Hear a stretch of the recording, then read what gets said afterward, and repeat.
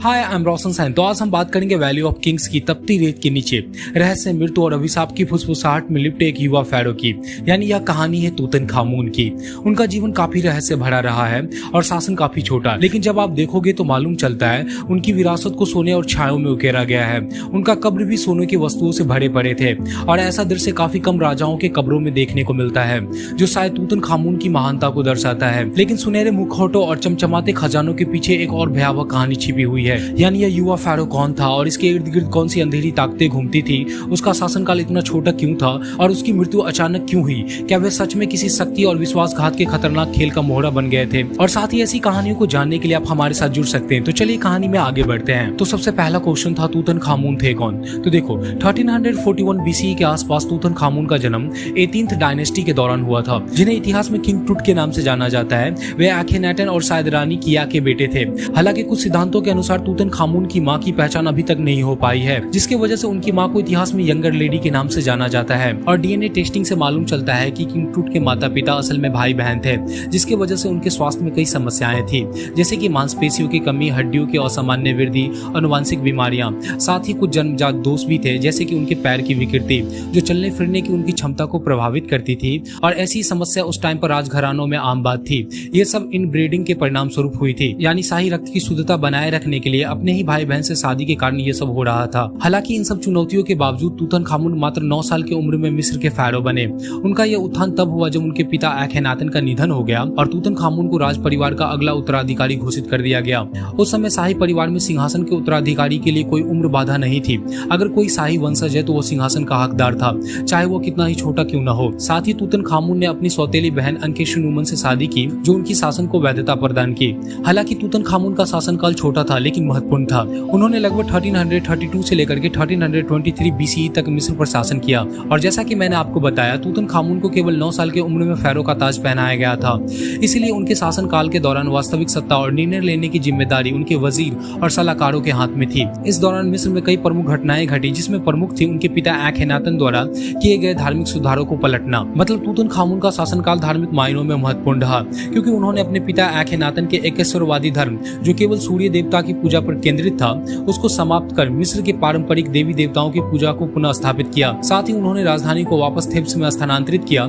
यह कदम मिस्र के पुजारी, पारंपरिक धार्मिक नेताओं और लोगों के लिए राहत की बात थी, क्योंकि तूतनखामून ने पारंपरिक धार्मिक प्रथाओं को बहाल कर देश को स्थिर किया, जिसे उनके पिता आखेनातन के एकेश्वरवादी सुधारों ने हिलाकर रख दिया था। साथ ही उनके शासनकाल में कनर्क और लक्सर के मंदिर में कई निर्माण और सुधार कार्य किए गए, जिसकी वजह से उनके नाम पर कई मूर्तियां और मंदिर में शिलालेख मौजूद है, जो उनकी विरासत को आज तक जीवित रखे हुई है। अब सेकंड क्वेश्चन था कि इसके पीछे कौन सी अंधेरी ताकतें थी। तो देखो तूतनखामून के शासनकाल के दौरान मिस्र राजनीतिक और सामाजिक उथल पुथल का सामना कर रहा था। उनका शासनकाल काफी हद तक उनके दरबार के वजीरों और सेनापति द्वारा नियंत्रित किया गया। यानी उनके हाथों में मानो कुछ नहीं था। विशेष रूप से वजीर आय और सेना के जनरल हेरेमोहेब ने शासन में प्रमुख भूमिका निभाई, जो ज्यादातर अपने मन की करते थे। हालांकि शासन को वैध बनाए रखने के लिए इन दोनों ने तूतनखामून की सुरक्षा और राज्य के मामलों का संचालन कुछ हद तक किया था। और शासन पे तूतनखामून की पकड़ न होने की सबसे बड़ी वजह उनका स्वास्थ्य था। वो शरीर से काफी कमजोर थे, जिसकी वजह से वो सक्रिय रूप से शासन में न रह सके। अब बात करते हैं उनकी मृत्यु हुई कैसे। तो तूतनखामून की मृत्यु को लेकर के रहस्यमय सिद्धांत और षड्यंत्रकारी कहानियां प्रचलित है, क्योंकि वे केवल 19 साल की उम्र में ही अचानक इस दुनिया से चले गए और उनकी मृत्यु के कारणों को लेकर आज तक कोई स्पष्टता नहीं है। हालांकि उनकी समय से पहले मृत्यु ने कई षड्यंत्रकारी सिद्धांतों को जन्म दिया, जिनमें से मैं आपको कुछ बताता हूँ। पहला है मर्डर थ्योरी। कुछ इतिहासकारों और शोधकर्ताओं का मानना है कि तूतनखामून की मृत्यु हत्या के कारण हुई थी। इस सिद्धांत के अनुसार उनके वजीर आय और जनरल हेरेमहेब उनके उत्तराधिकारी बनने के लिए षड्यंत्र रचे होंगे, क्योंकि तूतनखामून की मृत्यु के बाद आय ने गद्दी संभाली और हेरेमहेब बाद में फैरो बने। और ऐसा मैं अपने मन से नहीं कह रहा, क्योंकि उनके सिर पे लगे चोट के निशान और डीएनए टेस्टिंग के नतीजे इस सिद्धांत की ओर इशारा करते हैं कि हो सकता है कि उनकी हत्या की गई हो। सेकंड था हेल्थ रिलेटेड इशू। एक अन्य सिद्धांत के अनुसार तूतनखामून की मृत्यु उनके कमजोर स्वास्थ्य के कारण भी हुई होगी। डीएनए टेस्टिंग और मम्मी के स्किन से पता चलता है कि वह कई गंभीर बीमारियों से पीड़ित है, जैसे मलेरिया, और हो सकता है कि इन समस्याओं के चलते वह किसी गंभीर चोट या संक्रमण से उबर नहीं पाए होंगे और उनकी मृत्यु हो गई होगी। हालांकि इस सिद्धांत में कोई षड्यंत्र की भावना नहीं है। थर्ड नंबर पे आता है एक्सीडेंट थ्योरी। कुछ शोधकर्ताओं का यह मानना है कि तूतनखामून की मृत्यु एक दुर्घटना का परिणाम हो सकता है। उनके शरीर के अवशेष पर की गई जांच से संकेत मिलता है कि उनके पैर में गंभीर चोट लगी थी, जो एक भयानक दुर्घटना का परिणाम हो सकता है। और संभव है कि इस चोट के कारण उन्हें संक्रमण हुआ होगा और वो मृत्यु को प्राप्त हो गए होंगे। फोर्थ नंबर पे आता है पॉलिटिकल कंस्पिरेसी। एक अन्य सिद्धांत के अनुसार तूतन खामून की मृत्यु के पीछे राजनीतिक षड्यंत्र हो सकता है।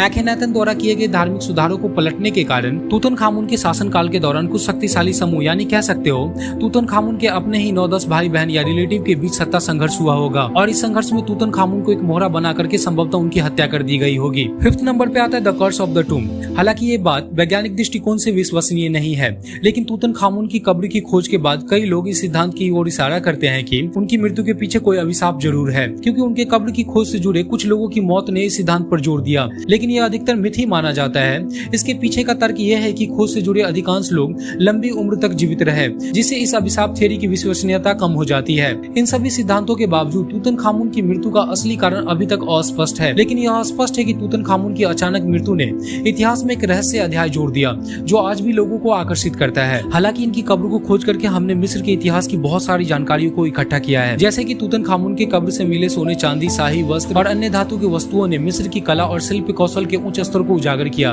कब्र में मौजूद वस्त्र और वस्तुएं उस समय की शाही भव्यता और फैरो के जीवन की एक झलक दिखाती है। वहीं धार्मिक मान्यता की नजर से देखें तो कब्र में मिली चित्रकला, शिलालेख, धार्मिक प्रतीक मिस्र की धार्मिक मान्यताओं, अनुष्ठान और मृत्यु के बाद के जीवन पर विचार करने पर जोर देती है, जिससे यह स्पष्ट होता है कि प्राचीन मिस्रवासी पुनर्जन्म और आत्मा के जीवन के बाद एक अलग यात्रा पर गहरा विश्वास रखते थे। इन सब के अलावा तूतन खामून के कब्र में मिले नौकर, सेना के योद्धाओं और अन्य दरबारियों की मूर्तियों से उस समय के सामाजिक ढांचों और शाही व्यवस्था का पता चलता है। इससे यह समझ में आता है कि राजा की सेवा करने वाले लोग मृत्यु के बाद भी उनके साथ जुड़े रहते थे। और मुझे जो इस कब्र की सबसे अच्छी बात लगी वो तूतन खामून का मम्मी है, क्योंकि इससे हम उस टाइम के स्वास्थ्य सेवाएं, कैसे लोग उस टाइम पे भोजन करते थे, उनकी शारीरिक समस्याएं क्या होती थी, उन सब का अध्ययन हम कर पाए।